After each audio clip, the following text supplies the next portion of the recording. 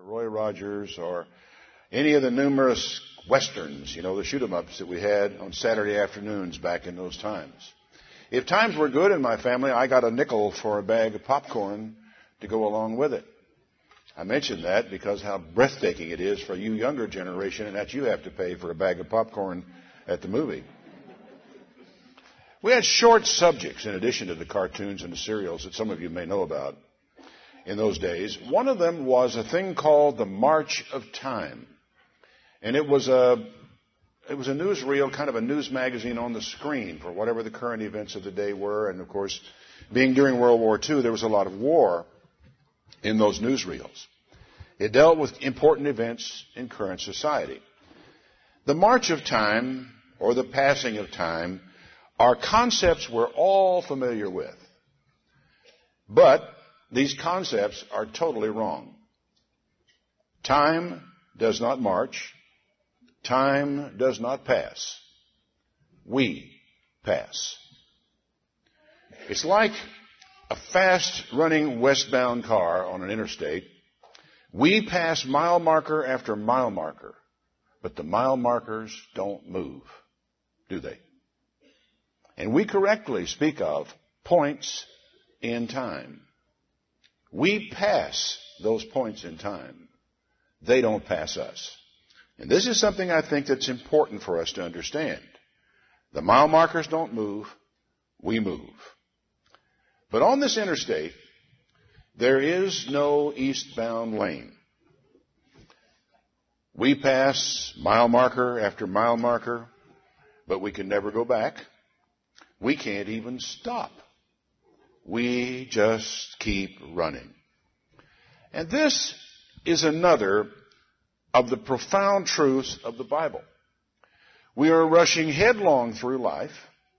We are here for a little while, and then we pass. Man that is born of woman, said Job, is few of days and full of trouble. He comes forth like a flower and is cut down. He flees like a shadow, and then he's gone. A long time ago, God decided to impress upon His people a lesson about time. And in the strange way to us that He goes about doing these things, He sought Himself out a man who happened to be His friend. He asked him to leave his home, the house he lived in, to leave his city, and to go into another country and to live there as a stranger. And he, basically, what he took with him was what could be carried of his family. And for the rest of his life, Abraham, Sarah, their kids, never lived in a permanent house. Never. In all their life. The story is told a little bit in Hebrews chapter 11 in verse 8. Hebrews chapter 11, verse 8. By faith Abraham, when he was called to go out into a place which he should after receive for an inheritance, obeyed. And he went out, not knowing where he was going. And isn't that like life? By faith he sojourned in the land of promise as in a strange country, living in tents with Isaac and Jacob, the heirs with him of the same promise. For he looked for a city that has foundations, whose builder and whose maker is God. What he was looking for was a place to finally be. No longer a nomad, no longer going about from place to place. Having left a city, he was looking for one that would last, because the city he left certainly did not. Later in the same chapter, in verse 13, speaking of all these people, it says, these all died in faith, not having received the promises, but having seen them way off and were persuaded of them and embraced them, and they confessed that they were strangers and pilgrims on the earth. This earth, this place, they confessed, was not home. They were going somewhere. They didn't even know for sure where they were going, but they went in faith. He says, they that say such things declare plainly that they seek a country. And truly, if they had been mindful of that country from which they came out, they just might have had opportunity to go back. But now they desire a better country, that is a heavenly. Wherefore God is not ashamed to be called their God, for he has prepared for them a city. Think about that. They left one. They lived in tents all their lives. They had a promise. And they grew old and died never having received the promise. And yet they retained the faith to the day of their death because they knew the promise was still there. It's a striking thing when you think about the implications of all this. Now, it is so tempting to try to make a permanent home for ourselves along this highway. It is so tempting to think we can just put down roots somewhere. And then I can be somewhere and I'll never have to move again. And I'll always be in this place. This will always be my home and I can always come back to it. We would love to have a sense of permanence. But any such feeling is an illusion. It is not real. We are here today and we're gone tomorrow, and there is nothing we can do to change that. And in our sober moments, we all know that. The best we can do is to pitch a tent, a tabernacle, if you will, along the highway. My dad used to sing in a Stamps quartet, and he dragged my mother and me all over this part of the country to sing in gospel singings and singing conventions and concerts. And I grew up listening to gospel music, perhaps lying on the floor in a school over in Oklahoma somewhere while my dad and his quartet performed for the group. The only live entertainment they ever saw in that town was a gospel quartet. The gospel music of that era, and I hadn't thought about this so much, but the gospel music of that era had been written during the Depression. And it was very different music from the gospel music you hear today. I'm inclined to think, well, it was better then than it is now. And I don't know that I'm a fair judge, but I have come to realize one thing. The best music arises out of pain. The best music arises from a sense of loss. And it was out of that depression that some of the greatest of Southern gospel music ever arose. And when you think about it, both Southern gospel and the Negro spiritual had a very similar theme. The theme was, I am not at home here. This is not all there is. I have a better place. I have an enduring place. I look forward to something better than this. The slaves, for their reason, and the poor Okies that were out of work during the Depression, for their reasons. But all of them realized that hope in this world, in this life, now was vain. And they could see it in ways that honestly, I don't think we do. We are too prosperous. We are too well off. We have too much. And consequently, we could never write a song like some of them wrote. Over time, I grew to love both gospel and spiritual music. And I had to realize that the best of the music comes from hard times. I remember a song from my youth that says, in a way, what I'm trying to say. The song went, "O Lord, you know I have no friend like you. If heaven's not my home, O Lord, what will I do? The angels beckon me from heaven's open door, and I can't feel at home in this world anymore." That last line, I can't feel at home in this world anymore. A person who is friendless, who may be homeless, who may be out of work, living in poverty, and who says, if I can't have a home with God, I don't know what I'll do. I can't feel at home in this world anymore. Now, I learned from my daddy's music that this world was not my home. I learned that before I ever got to school. This world is not my home. There is something further out there. Now, there are some themes in the Bible that the composers of gospel music, like Albert Brumley and whoever it was who originated many of the Negro spirituals that you will hear them sing. And by the way, the proper way for a Negro spiritual to be sung is without accompaniment, sitting down. It's the way it was done. There are some themes in that. Whoever wrote them, they captured these themes from the Bible. Heaven, for example, which is kind of shorthand for the kingdom of heaven, for the city of God, for being with God. It's just a short word for the kingdom of heaven, which would be cumbersome in a song. Much easier to say heaven. Heaven was shorthand for the kingdom of God. The promised land, Canaan, was a symbol for heaven. A hymn, for example, which I think somebody suggested last night we didn't sing, on Jordan's stormy banks I stand and cast a wishful eye to Canaan's happy land where my possessions lie. I am bound for the promised land. I'm bound for the promised land. Oh, who will come and go with me? I'm bound for the promised land. This theme comes from the idea that, which is in the Bible, it's very biblical, that symbolically Canaan, the land of Canaan, the promised land, is the kingdom of God. The Jordan River was the boundary between this world and the next. Hence the line, on Jordan's stormy banks I stand, and I cast a wistful eye. You know, you think about this. What the person who wrote this song is trying to say, I'm standing at the brink of Jordan, Jordan being the transition from this life to that life, the end of this life. To stand on the banks of the Jordan River symbolically was just before you die. On Jordan's stormy banks I stand and I cast a wistful eye. I wish for. I'm looking ahead. I want to be there. I'm excited about being there. It's where my possessions, my real possessions lie.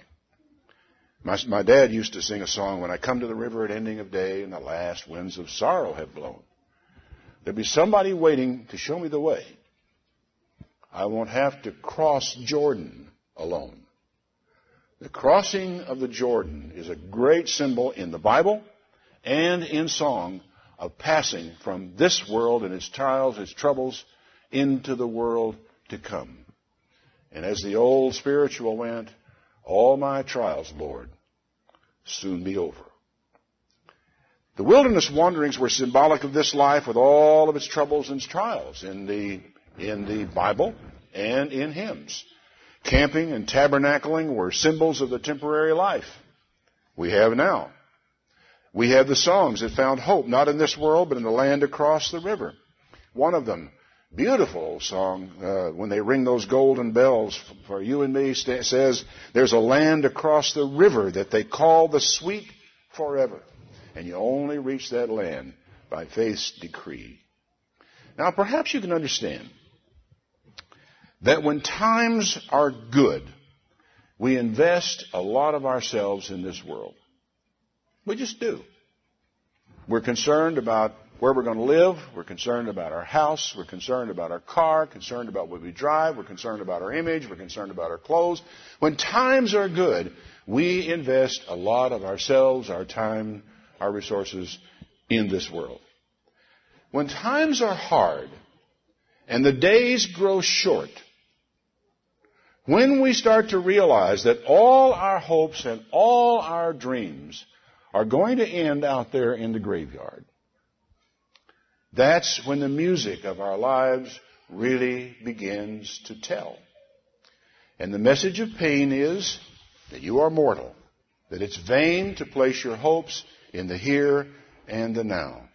It was Paul who said it. He said, if in this life only we have hope in Christ Jesus, we are of all men most miserable. And he said that looking way off into the future to the time when men will be raised from the dead. A lot of this was brought home to me a year ago with a new awareness of time when an old and sometimes friend of mine died. It's still hard for me to realize that this man who played such an influential role in my life is lying under 6 feet of East Texas dirt. It's just, I keep expecting to run into him at one of the local restaurants. Now, I know that man is not immortal.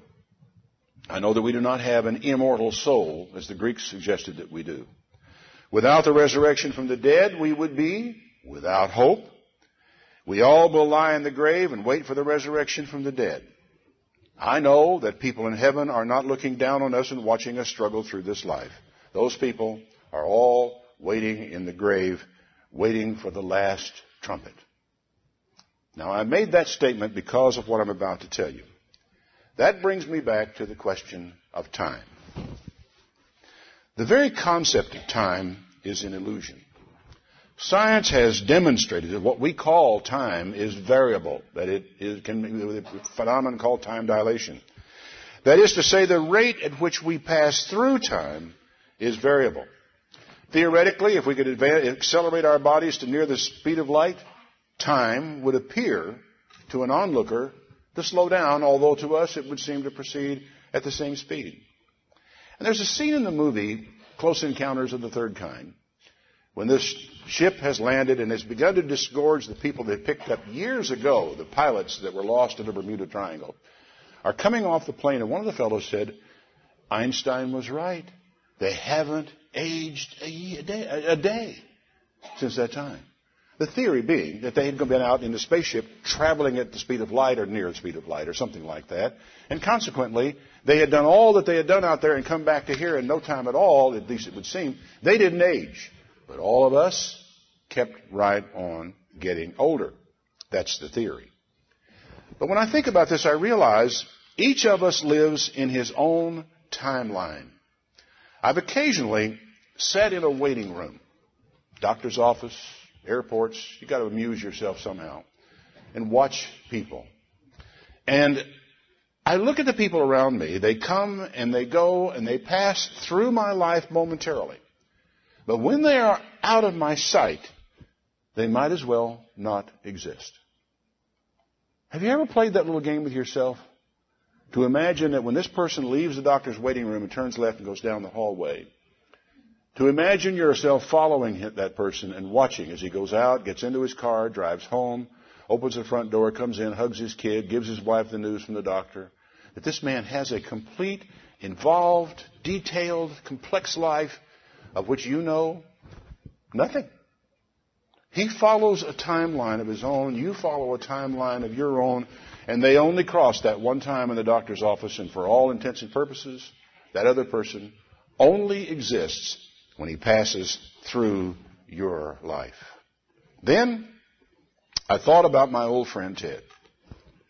Ted lived in Ted time, and I live in Ron time. In Ted time, one moment he was lying on a gurney in a hospital room or a bed in a hospital room with medical people all around him trying to save his life in Ted time. In Ted time, in the next heartbeat, he was standing before his Maker on a sea of glass. Just like that. A snap of the fingers. One moment here, the next moment there. In Ron time, later I passed by his casket and I watched him loaded into a hearse and carried away out to be buried under that 6 feet of East Texas dirt. But you need to know this about Ted time as well. While he was standing there on the sea of glass before his Maker, I was there too. And so were you. In other words, what he did was pass through time instantaneously in Ted time to the time when we are all there with God. Does it seem strange to you? Well, I wouldn't be surprised if it does. But there's a line in an old gospel song. It was a hit for Tennessee Ernie Ford, and I'll bet many of you could sit back there and tap your toe and sing it. Just a closer walk with thee. Remember this little line? When this feeble life is o'er, time for me shall be no more. That's incredible when you think about what he said in that song. When this feeble life is o'er, time for me will be no more. It's no longer a matter of passing mile markers that you can never retrace. There's no more of that. Time is no more. And so consequently, when Brother Ted was gone from me, he was present with his Maker as far as he was concerned. And I have a feeling there was a moment there when he wonders, he will in the future, for him it will be past. There will be a moment when he wondered, was I wrong about the time between death and the resurrection? But then he will understand what it was that had happened. I think this is a powerful idea. And it's reflection of something that the Apostle Paul said. You need to understand that many of these old gospel writers and spiritual songwriters were readers of the Bible. In fact, in the early days, that's really the only book many of them had to read. Many people read and learned to read by reading the Bible because there was nothing else to read. And so consequently, when the time came to write a song, guess what the source of it was? The Bible. Well, this particular passage of Scripture may have figured in that line from the Tennessee Ernie song. It's in 2 Corinthians chapter 5. Some people have found it troubling. I find it fascinating. The Apostle Paul says this, verse 1, 2 Corinthians 5. We know that if our earthly house of this tabernacle were dissolved. Now, what Paul has done is reach into the imagery of the Bible for the idea of a tent. And he's saying, I live in a tent, as it were. It's temporary. It's not going to be here forever. It's going to get old. And I had a tent once that we were sleeping in it one night out there in California, and I heard this little munch, munch, munch, munch, munch, and it turned out field mice were eating a hole in my tent. And over the years, as it stored, it'd get a little mold here and there, and the tent poles would get broken, and I'd lose a tent pole, and then you could only camp next to a tree because you had to tie that corner of the tent. You know what I'm talking about, don't you? If our earthly house of this tent were dissolved, we have a building of God, a house not made with hands, eternal in the heavens.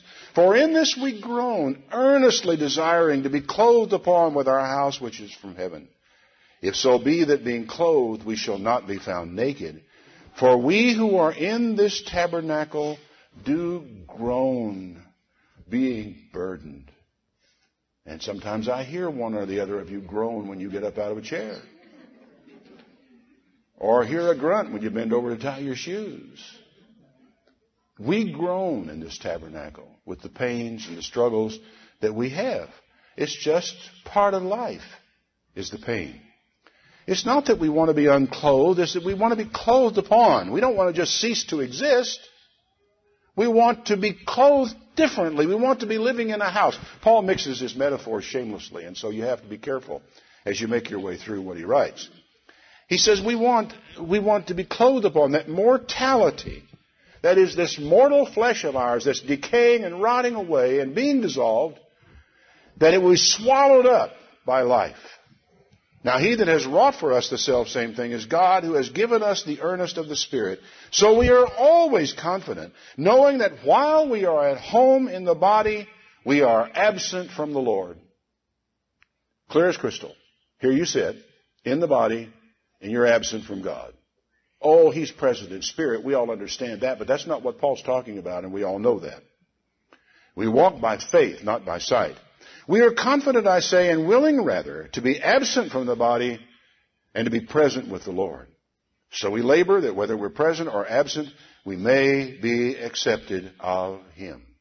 Paul had come to the place in his life to where living in the flesh was becoming a burden. And he said, I really don't know what's best for me.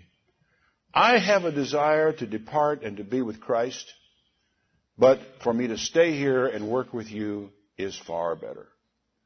Now, when you read this, it sounds like, well, did he think he was going to be immediately with God? Oh, I don't think that Paul had any different point of view from Hebrews down through time about the immortality of the soul.